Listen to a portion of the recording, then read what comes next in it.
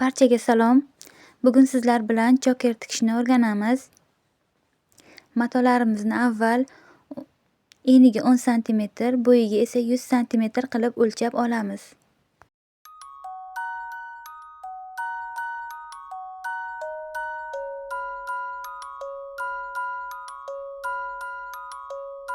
Qolgan matolarni ham xuddi shunday qilib o'lchab, qirqib olamiz. Va ikkiga buklab tikib olamiz.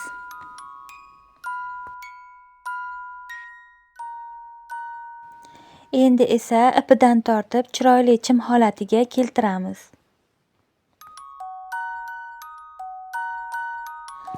Burchagini pastga qayirib, mana shunday holatda tikamiz va chiroyli atirgul holatiga keltirguncha aylantirib tikib qo'yamiz.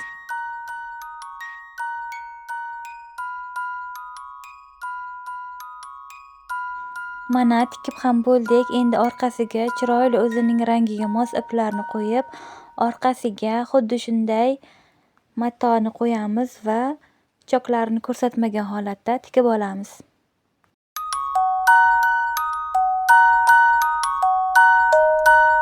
Tikib ham bo'ldik. Mana atirgullarimiz va qolganlarini ham xuddi shunday qilib tikib oldik. Video foydali bo'ldi degan umiddaman. Yoqqan bo'lsa like va kommentariya kutib qolaman.